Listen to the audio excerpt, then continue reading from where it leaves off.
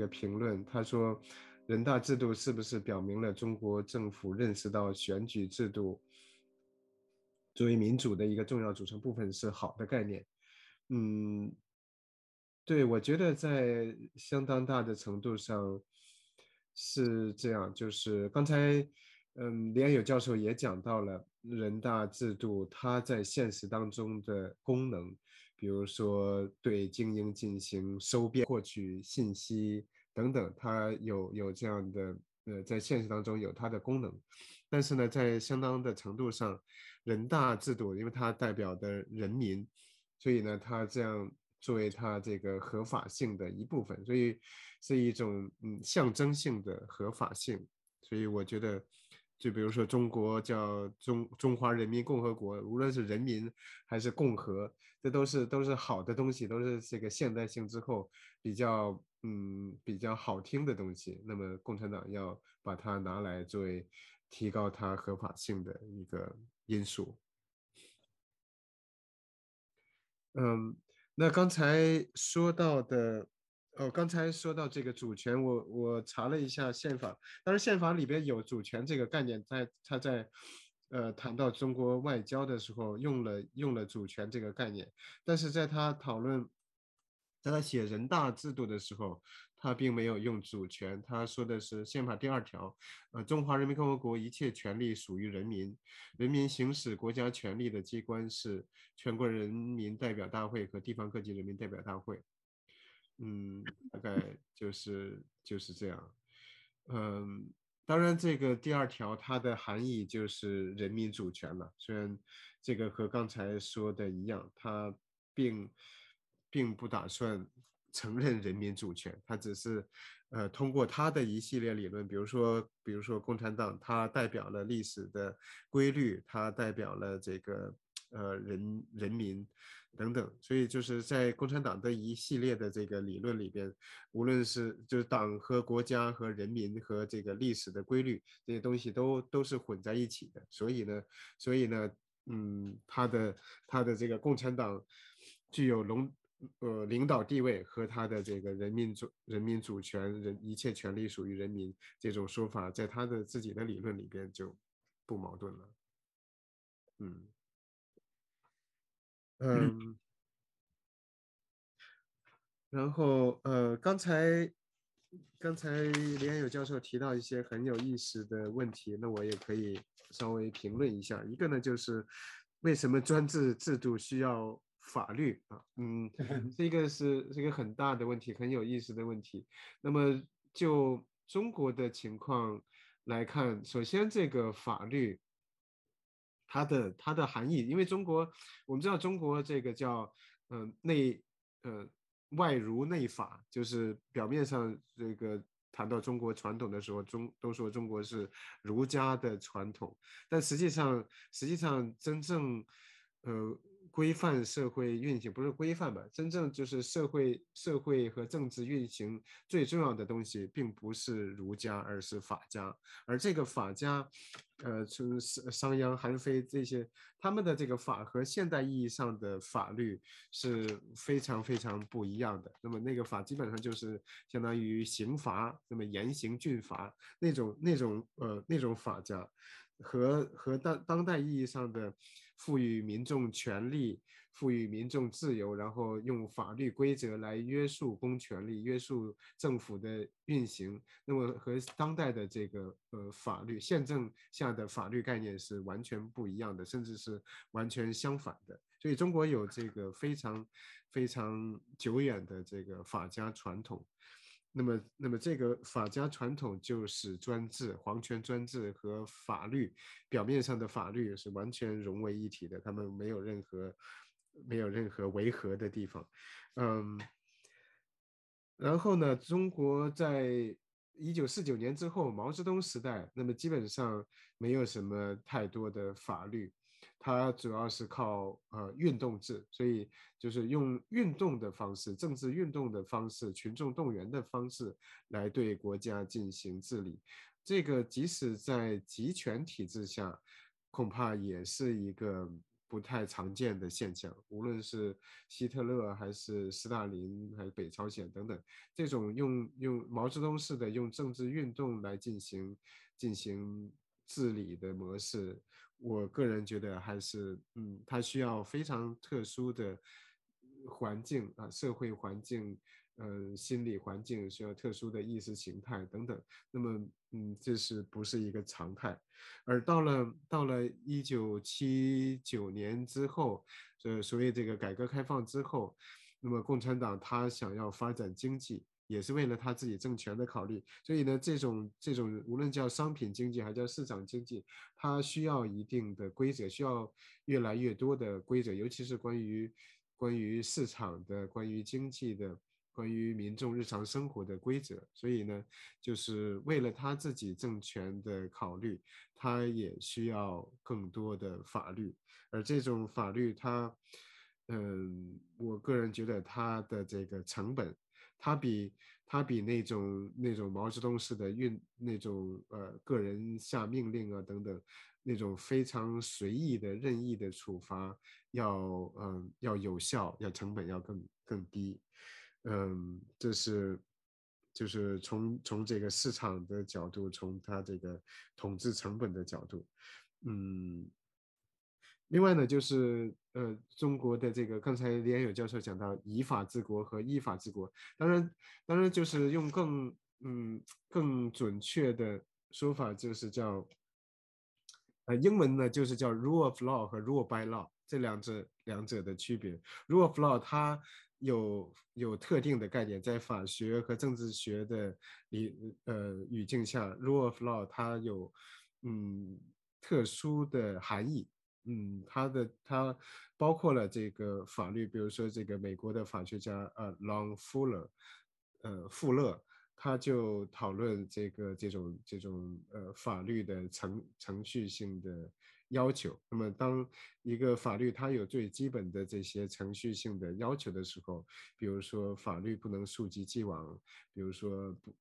不能规定人们做不到的事情等等，它这些就是大概有6、7条程序性的规定，这是法治的要求。另外呢，就是这种法律它不是一个统治者随意制定的，它也要求，法律要有一定的民主程序，通过一个民意机关来制定，不是一个独裁者随意来制定，那么那种它就不是 rule of law，而这个 rule by law 就是用法律来对国家进行治理，或者是嗯用法律来治理国家。那么嗯刚才忘了说了，就是 rule of law 它有一个最重要的要求，就是任何政党、任何政府、任何人都不能超越法律之上。而在中国呢，它的这个依法治国，它这个 rule by law，嗯，它实际上是共产党，它在法律之外，就共产党或者说这个统治者用法律来治理国家，而这个共产党或者是统治者，他是在法律之上的，就共产党用法律来治理民众、治理国家，那么就是它完全和 rule of law 的要求是不一样的，它有一个超越于法律之上的东西。嗯，OK，还有呢，就是刚才我好像忘了解释那个间接选举，不过大家也都明白了，就是全国人大代表是由各省的人大代表选出来的，间接选举选出的。然后呢，各省的人大代表是由各市一级的人大代表选出来的，然后市一级的人大代表是由县一级的人大代表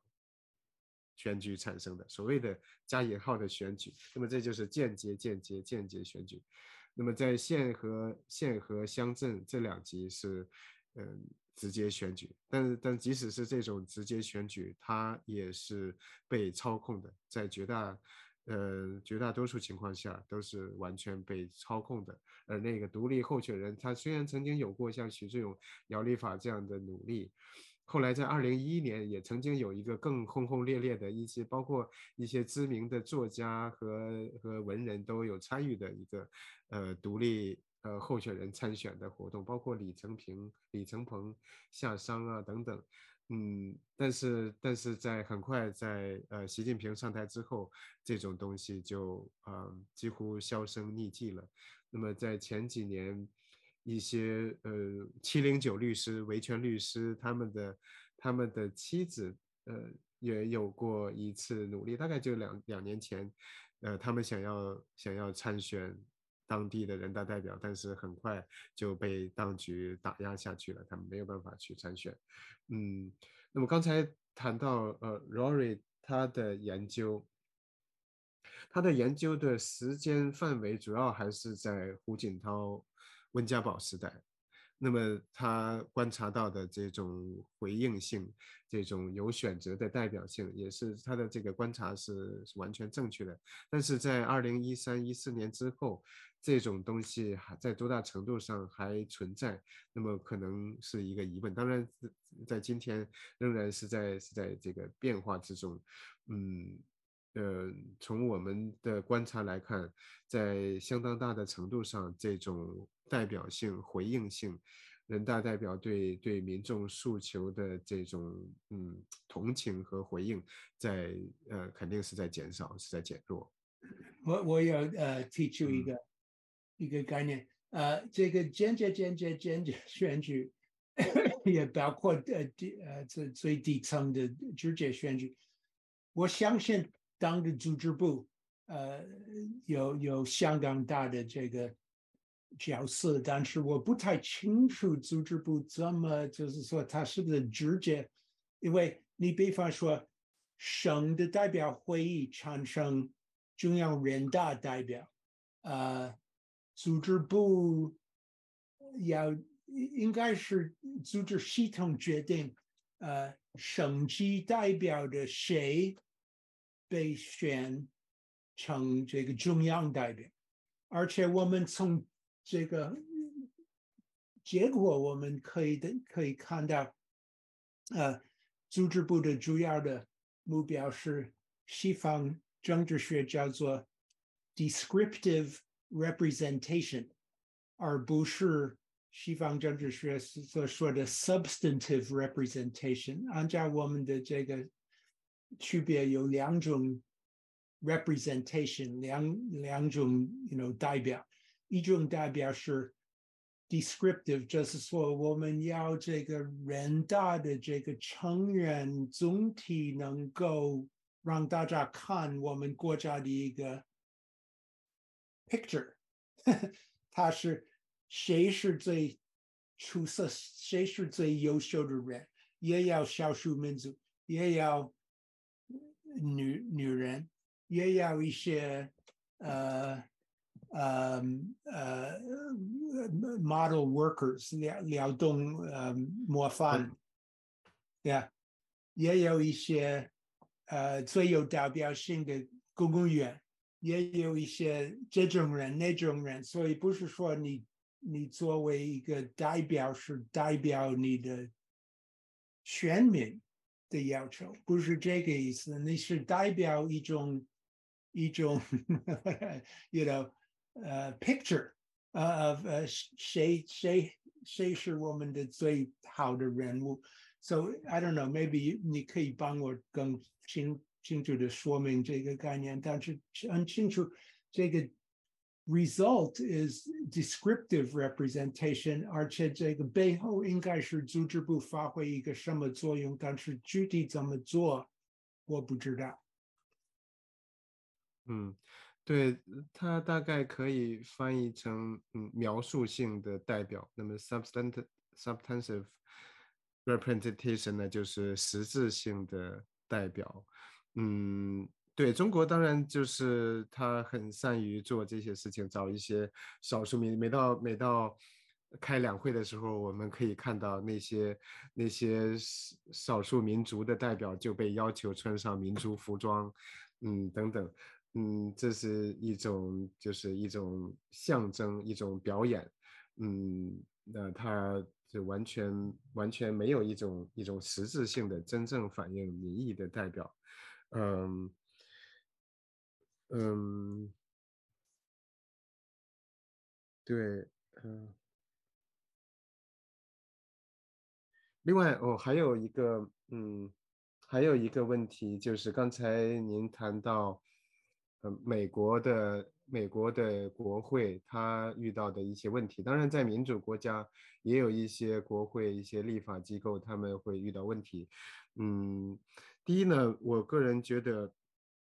美国这些年的这个政治，它有一个 polarization，就是一种极化。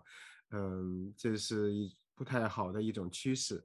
嗯，但是抛开这个之外，其实在民主制度当中也有一些麻烦，也有一些问题，这个我们就不详细展开。但是如果和中国这样的集权体制、威权体制进行比较的话，那么就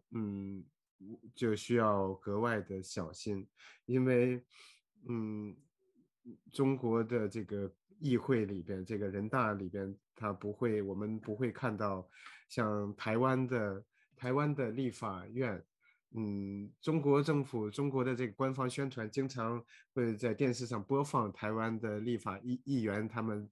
这个打架的场面，就是说这样的选举、这样的民主，所谓的民主，非常的混乱，他们在国会上相互厮打起来。那么但实际上中国的人大制度，中国这种完全完全专制、完全没有民主程序的嗯决策决策程序，这种决策方法，它带来的灾难要远远比民主制度下的在立法会上打架要坏得多，也比这种比如说国会的一些法令，然后让政府停摆呀等等，比这些后果要可怕的多得多。比如说动态清零，把十几亿人就是关在家里边，然后突然又放开，然后比如说计划生育、一胎化政策，那么这个带来的这个人道灾难是极其惨烈的。那么现在又鼓励生育等等，那么这些东西，它完全没有任何的决策程序，完全没有任何的吸纳民意的程序，那么就是一个独裁者或者是中共高层的几个常委，他们拍脑子就想出来，然后就开始去决定。那么在之前还有九龙治水、七龙治水，整个政治局他们可以有一些商量。但是在那之前，无论是毛泽东还是在那之后的习近平，就完全是一种个人独裁。那这种个人独裁，它在有的时候是有效率的，和民主程序比起来，想要做什么就非常快，想要建一个机场，想要建一个高速公路，就非常非常快，比美国要效率高得多。但是它同时带来的人权灾难，带来的这种有的时候是经济灾难，它也是极其可怕的。这也是我们大家都知道那个名言，是不是是丘吉尔说的，说民主是最不坏的制度，就是说每个制度它都有弊端有缺陷，但是民主呢，它可以防止那些最可怕的后果，它是最不坏的制度。目前现存的政治环境有哪些国家的政治环境是相对良好并且值得研究的？这个就是您可不可以简单会，就是在您的印象当中，哪些国家的政治环境是比较好的，或者政治制度是比较好的？这个是哪一个问题？我看不到。在anonymous 这是10:09。对。是不是李安要说美国国家问题上不是，这是在这个上边的上边一条。教授你好，全世界上现存的政治环境有哪一个国家政治环境是相对良好？This is really a problem。对这个问题，因为坦率的讲，我自己是认为 politics 政治这个东西是一个基本上是一个悲剧，是一个坏的东西。所有的，因为政治是利用权力来控制别人的一个过程。所有的政治制度是基本上是用权力来控制别人，或者用权力来奋斗，为自己的自身的利益去奋斗。很少。你比方说，按照理想的话，你比方说，Jean-Jacques Rousseau 的这个 social contract 社会公约，他的是一本小书，他说，我们如果都能够为了共同的利益而奋斗的话，那就是一个好的一个政治制度。但是实际上没有这种政治制度，在历史上没有过这种理想的政治制度，就是说大家都是非常负责任，作为一个公民，为了共同的利益而奋斗。实际上，这个所谓的共同的利益存在不存在也是一个问题，就是说我们是不是都有一个很高层、很抽象、很这个一个哪里是我们的共同的利益？所以对这个问题提得很好，我也想知道你自己认为最理想的政治制度是在哪里？我不是说民主是完美的一个东西，它里面有很多问题，但是汤教也提到一个很关键的事情，就是说你如果从这个得到好的结果的角度去转到防止最坏的结果的角度去分析的话，可能民主比专制可能长远来看还是最大的可能会防止最坏的结果。从这个角度去看，民主，但是民主这个概念也是非常庞大，它里面有很多各种各样的内阁制、总统制等等之类的，多党制、两党制，所以在民主这个大概的概念里面，哪一个制度最好，很难说。我大概认为 proportional representation 比例怎么说？比例代表制，比例代表制可能比我们的两党制可能一般的话是更能够代表各种各样的社会团体的利益。OK， 这个问题太复杂。对，其实我们谈到政治的时候，有两个词最常用，好的东西，一个是自由，一个是民主。那么在国际上有很多机构，他们有这个自由指数跟民主指数的评分，都是到小数点后边多少位。那么如果比较这两个指数的话，那么那些北欧国家，他们无论是自由度还是民主度都是最高的。冰岛、挪威、瑞典、芬兰等等，所以我觉得那些地方是比较好的。那如果是华人比较熟悉的地方，我觉得台湾的民主制度也还不错。他的这个民主的成就有的时候一些他的一些对他的那个评价，他已经在亚洲超过韩国，甚至超过日本，所以在一些指数上他已经是亚洲第一。我们非常感谢大家提出来这些问题和评论。谢谢大家。对，谢谢大家，我们下星期见。好，再见。再见。